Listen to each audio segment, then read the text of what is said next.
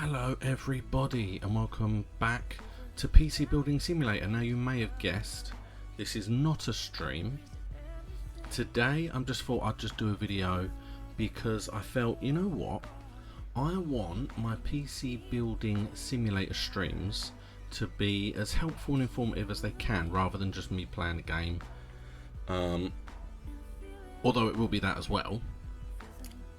So I've decided to do just a video this week in which I am going to go through what you need to build your own PC. Because I think the one thing a lot of people forget when they're building PCs is cost. I have tried to build builds for PCs that I want, and I have a set budget in mind, and I go over that budget because there are things that I forgot, or there are things that I didn't take into account that I need to buy. And this is just a very quick this is just a quick video that is going to have a look at everything you need to take into account if you want to build a PC. And then next week I'll be back live and I will actually build that PC in PC Building Simulator, using all the parts that I talk about today. So, yeah, like I said, I'm just going to be going over the bits and pieces because I think, again, the most important thing when you are trying to work out a build is the cost. And there are so many hidden things that you may have forgotten, that you may not have remembered, that you just don't realise you need, all of this kind of stuff. So we are in free build mode, and this is the desk that we are going to build on. Apparently it's already put a case there and a case here, but we're going to ignore those, and we're going to build our PC next week on this table in that space. Now if you have any questions at all about how to build PCs, about what to look out for, what is the best out of different bits and pieces, then get those questions ready and meet me next week, 5 PM Greenwich Mean Time, London time. If you can't catch me live, then put comments on this video and I will get to them next week. I'm more than happy to help any way I can, even if the question is just what's better out of this or that. It'll be my personal opinion, but I'll happily give it.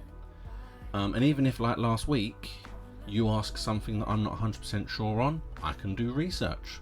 I'm more than happy to help in any way I can. Just to quantify, who the hell am I? I have been building PCs since I was 14 roughly.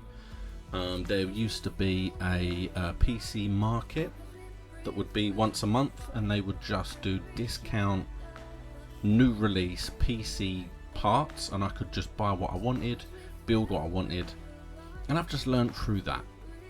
And in my mind, the most important thing when you're deciding the part that you need, it's always the motherboard for me.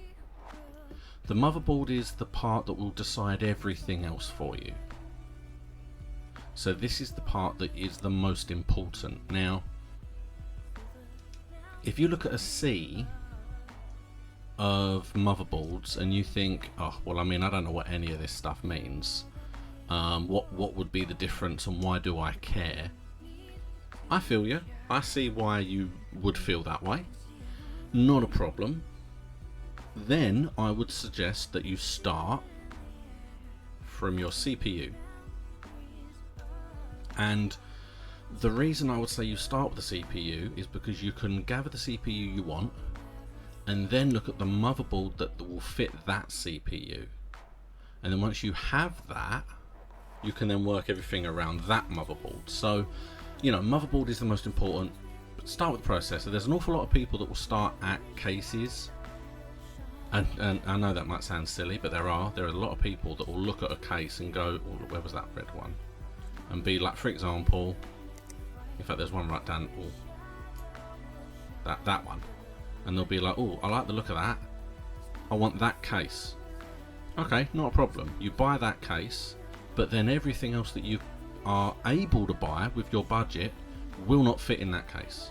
So you've now got a dead case. What's the point? What is the point of that, may I ask? Look at that, that's actually a nice case.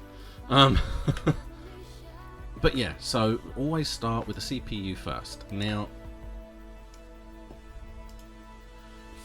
there's a lot of questions over what is best, AMD or Intel. Those are the main two that you have, and there's an awful lot of what is better, what is best. One runs faster, but one processes faster, blah blah blah blah blah. Look, if I was being honest with you, I've had Intel and I have had AMD. I currently have two PCs at the moment. One has Intel, one has AMD. As far as you're concerned, it comes down to cost. And personally, in the past, I have found that the AMD processors tend to be faster running at a lower cost. Or you can get like an equal processor from both, but the actual AMD will be cheaper. Nowadays, I would say 4 cores are standard to a little bit old. 6 cores are definitely a much more frequent thing, but they can cost a fair bit more. And the way they tend to go is 3, 5, and 7. I mean, look, I don't know the reasons. Like I said, I don't care personally, but you'll have Intel Core i3, i5, and i7. Those will be the jumps, and then within those numbers, you'll have higher and lower. So, for example, we can see an i7 770, an i7 774, and an i7 870. Now, obviously, those are better, and they will basically go faster as you increase the number within the i7. And obviously, it 100% purely comes down to your budget. You get the best processor that you can afford, and that is really what it comes down to. If the i7s, let's say for example, are all out of your budget, then go for the best i5 that you're able to buy. If the i5s are out of budget, go for the i3s. I believe they also do i9s, but they're like insanely expensive. And then obviously the same with the Ryzen, the AMD. See, 6, you see you got 7, you got 5, you'll have 3s, and you got 9s. So it works exactly the same. They'll be blocked, so you'll have Ryzen 3, Ryzen 5, Ryzen 7s, and Ryzen 9s, and the numbers that come after them are the different megahertz. They give you more processing power. So that is what it all comes down to with regards to the processor itself. And then it will tell you the socket and the wattage. Now those are the important things for you, because those are the information for when you pick your motherboard. Because you have to have either a Kaby Lake or an AM4, and if you get the wrong one, the processor won't fit. So you would have wasted your money. And these things are some of the more expensive parts. And a lot of the time you can tell. You just have to go to see that socket. It's the Coffee Lake, so that wouldn't fit at all. See, AM4, so that's fine. And you can scroll down.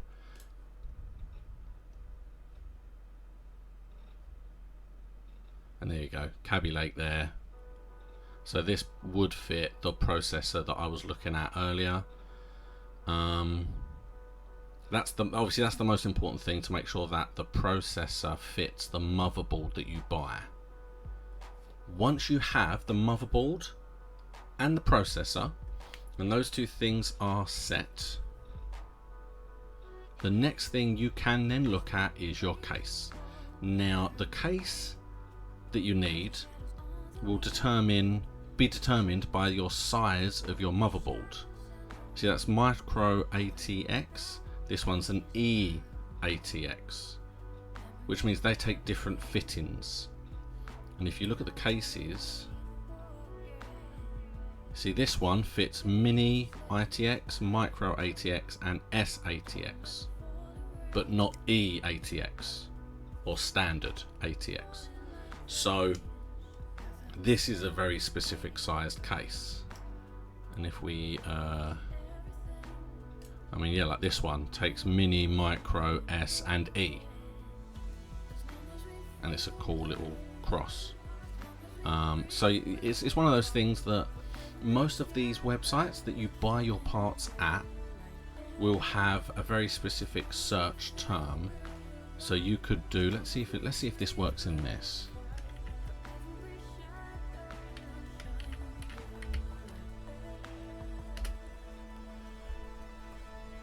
Right, so now these are all the eATX cases.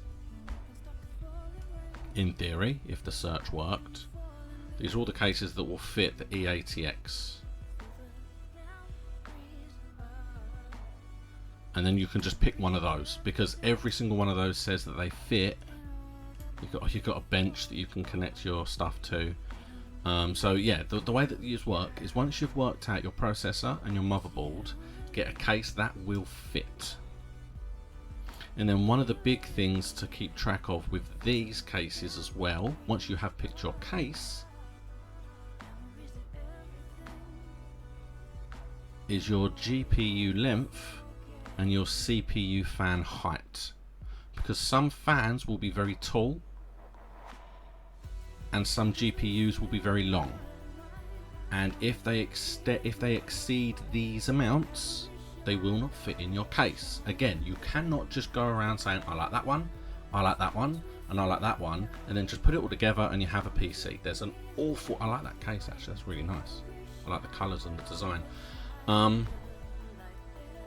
But yeah, you have to make sure that everything fits, okay, because that is really, really important.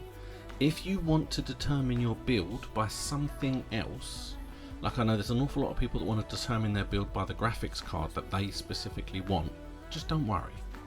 Seriously, if you want quite a high graphics card that's going to cost you quite a bit of money, you are going to need quite a high motherboard and quite a high processor to run that card. So you will find that they will all fit anyway. So always start with the motherboard first, because the motherboard will tell you what it has, what it doesn't have, all of that kind of stuff. So the next thing you want to pick is your memory.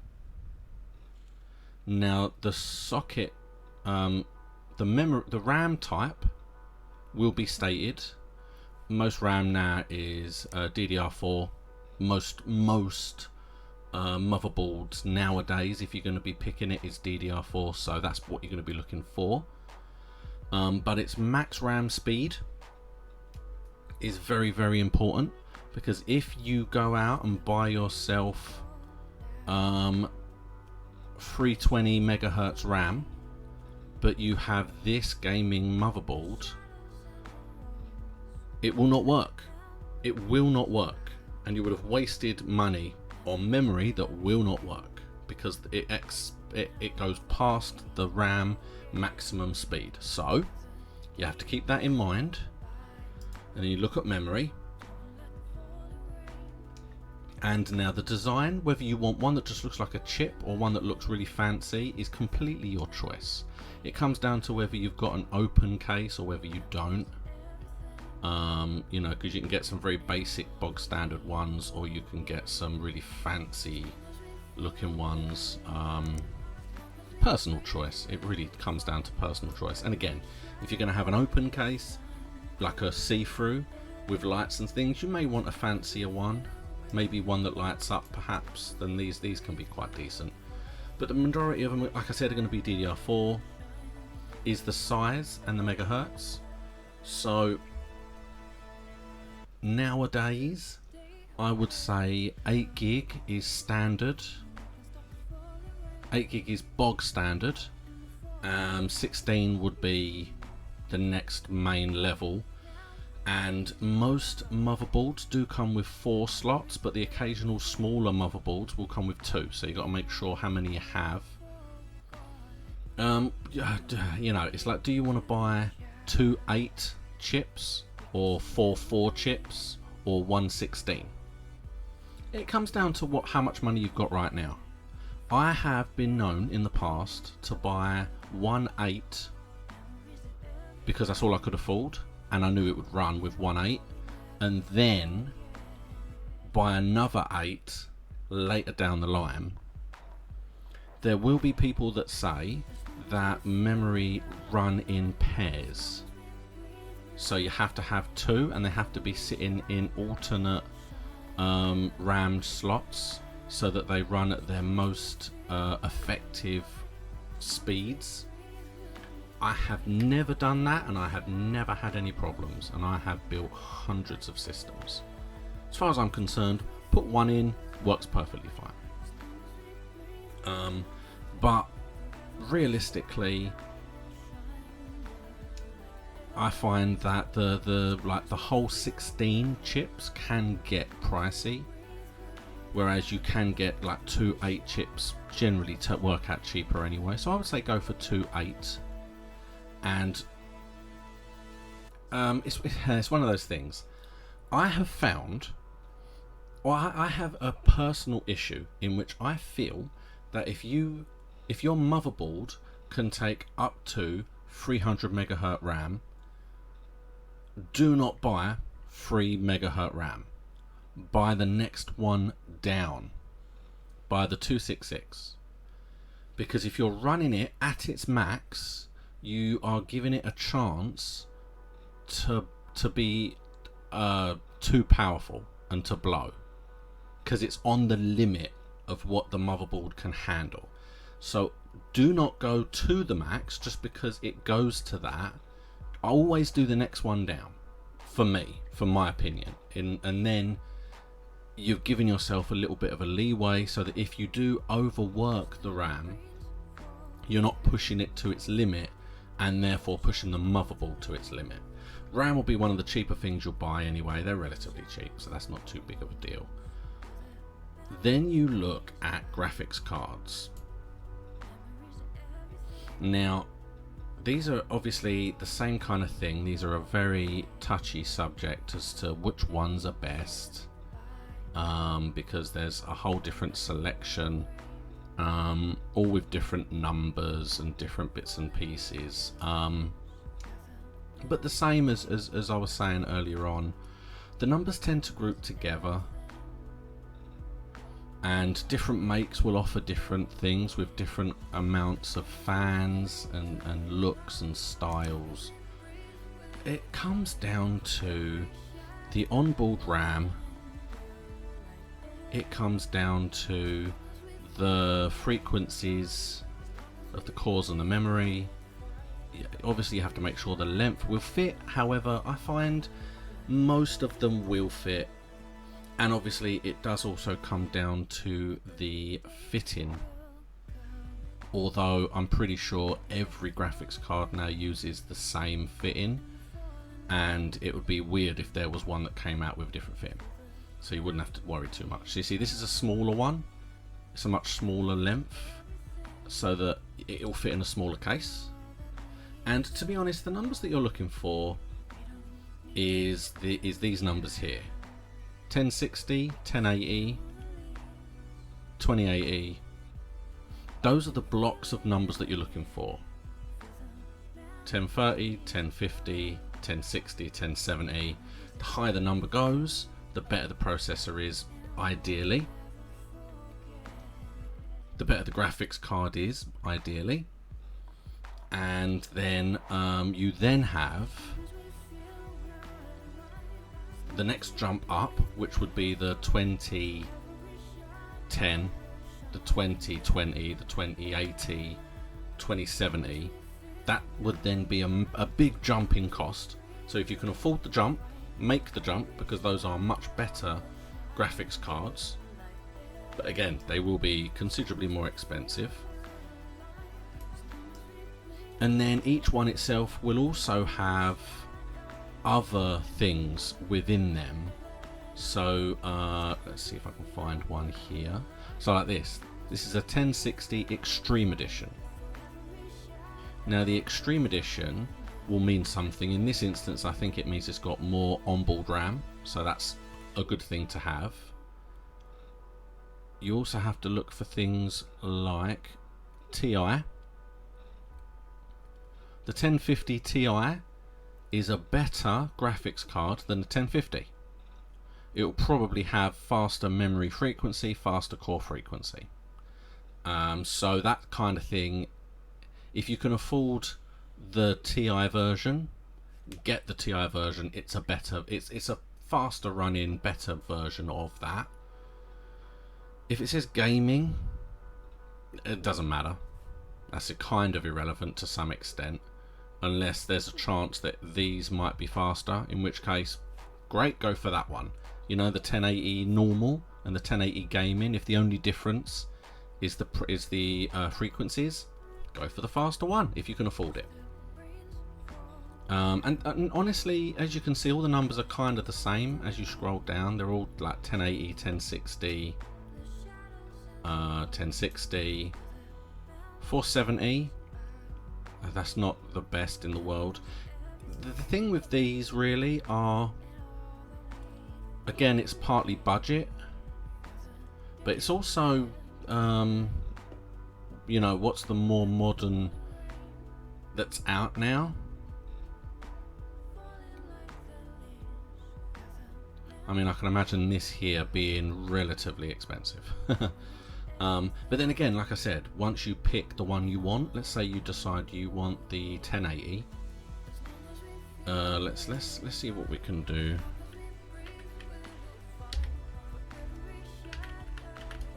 So it's not giving me that. So let's just search for 1080. Right. So these are all the 1080s.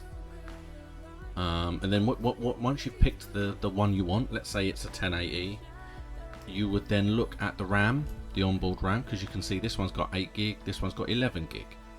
The more onboard RAM, the faster it will run, because the more it can dedicate RAM from the graphics card rather than taking RAM usage from your motherboard. So pick the one you want, find the style and the design that you like, and again, make sure that the length will fit in your cabinet, and then you can just go from there, not a problem. The next thing we're going to look at is storage, because I don't know they're going to have any on here. Oh, they have. Oh, fantastic. I might be able to build my PC. For me, now look, storage is a very touchy subject. There are 3 types of storage connections, as far as I'm concerned, and they all offer different things. Mostly, again, it comes down to the size and the price. Now, I love M2 SSDs, because these little babies, they will plug in to your motherboard directly as a connection, just plug right in as though it's part of the actual circuitry, and you can just install your operating system onto that and it will boot up instantly. It will be the fastest booting thing you will ever own, because it's part of the circuitry. It's very, very quick. Then, now the thing with these is you can't get them in very big sizes, as you can see here. They're not massive sizes, but you just need enough for your operating system, and that's it. That's all you need, just enough for the operating system. Then you get yourself an SSD drive, a solid state drive. These are the more expensive of the normal hard drives, but they are the fastest to access. So if you don't want to be waiting around for things to load, you want an SSD. And then, you know, most people would know how hard drive sizes work nowadays. The more gig you have, the more space you have. Terabytes are going to be very expensive in SSD drives. If you can get one, they will be very expensive.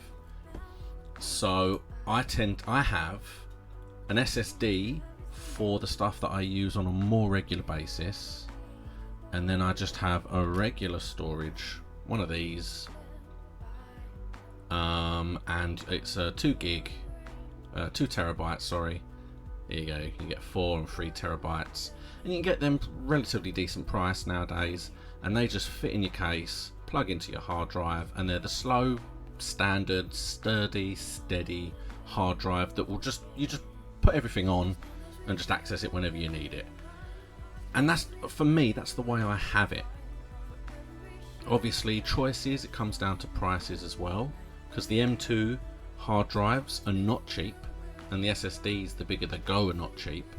So you can always start with one of these first and work up to the others later. But I would say, if you can afford it, get the M2, because the M2 is perfect for booting quickly. But we are coming to a close, really. Now, there's a few things obviously I haven't mentioned. The CPU cooling. This is important because you have to make sure that your CPU is cooled. If you're using it for gaming, it's going to be tough to keep it cooled with a regular fan or heatsink, and you're probably going to want water cooling. And the water cooling is where it basically uses water to draw the heat out and then passes the heat over wires that are in front of these fans, and it then blows the heat away. It's a much more expensive system, but it's available, so that's not too much of an issue.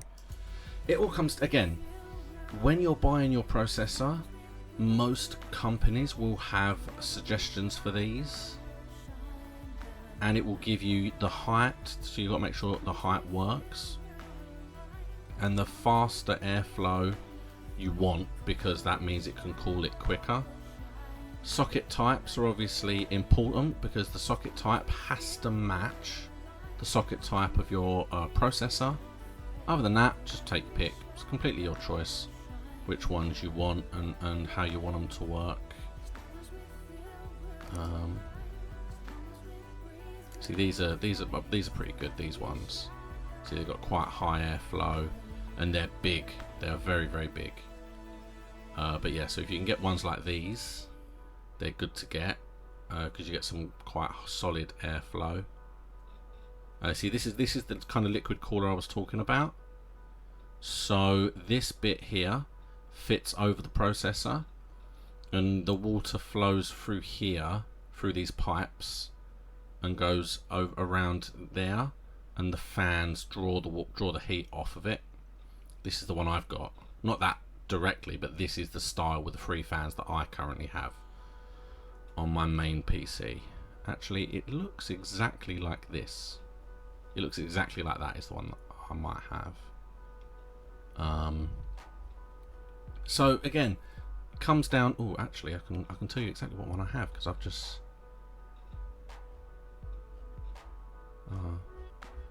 It's interesting because I have that, but I have 3 fans. Because it's that make. That's the make I have, but I have 3 fans. Yeah. So, what you can afford. If you can afford water cooling, go for it. It's definitely it can be a better system, and if you can afford it, it also looks kind of cool. And then power supplies are important, because you have to make sure you get enough power to your motherboard, but it's very, very simple. Most of these will tell, most of the motherboards, when you read them, look, the thing to do, because I went over this last week, the thing to do is the motherboard official website will have descriptions of all the connections that the motherboard has, all the fixtures and fittings, everything. So once you've picked the motherboard you want, it will tell you exactly what wattage it is, and it will tell you what connections are needed. So if I click on that, it just gives it to me. I think it's just added it to my, I don't know. But obviously, yeah, you have to make sure that it fits in the case. You have to make sure that that's the right case size, the ATX case. Obviously they're all different sizes and they'll all fit in different cases, but you have to make sure you have the right one, because if you get one that doesn't work, if you get one that doesn't come with the right connections, it will not fit, it will not work. And that is one of the bigger things that people forget they need to buy. A lot of people think that power supplies come with the cases. They do not. Your case will be empty. You have to buy a power supply separately. That is a cost you must have. Exactly the same with a case fan. Now you don't need a case fan, but if you're going to be having quite a high powered run system, having a case fan can't hurt. They're really cheap, and you can get some fancy ones. You can get ones that light up. You know, the size, they're generally all the same size, but the size is just dependent on the cases that you have. That's what it comes down to. And then you mustn't forget some of the most important things that people forget when they come to making a system. Now, a lot of the things I've said are pretty obvious, and a lot of people will think, well, I'm obviously going to think of that. Cables, you don't have to worry about your power supply cable, because it will come with the power supply, so that's fine. And all the other cables that you might need should all come with the bits and pieces that you buy. Like the motherboard will come with all the cables that it needs, and the case will come with cables from the case to the motherboard. Most storage will come with the cables that you need for those. It should all be there. But do not forget your peripherals, because if you forget your peripherals, you can build the best system in the world and not use it. You need a monitor, you need a keyboard, you need a mouse. You don't need a mouse, mate, you don't need a headset. Those three are very, very important, because you can't use a system without those three. Just as important, and it's the one thing that won't be on here, and it's the last thing I'm going to talk about, is your operating system. You need an operating system. You buy a hard drive, it will not just load on its own. You have to have an operating system, which then raises the question, what will that operating system be on? If it's on a disk, you need a disk drive. If it's on a USB, that's fine. You can install it from the USB. So that's fine, because every motherboard will have a USB, so that'll be fine. And that is everything that you need. Those last things are things that people always forget. The power supply for the case, because they think it comes with the case. The monitor, the keyboard, and the mouse, and the operating system, because a lot of people just forget about that kind of stuff, or they assume that the hard drive will come with an operating system, and a lot of the times they won't. So that is everything that you need. Now, I've gone over a lot of bits and pieces, but next week I'm going to see if I can get the exact same parts and build my PC that I have here for you guys, so you guys can see exactly the PC that I am currently working with. I love it. I've had it for years now, and I'm still at a point where I don't need to really upgrade anything. If you can afford to buy higher end bits, you can definitely stave off having to upgrade things for a little while. So that'll be next week. Thank you so much. Like I said, if you have any questions for next week, you can either come along next week and watch live and I'll help as best I can, or just put comments down below and I will do my best to answer those comments, either to your comment directly or in the video next week. So keep an eye for it. I hope that this has been some kind of helpful. Please come in next week and watch me build this beast. Please like and subscribe, and I'll see you again next time.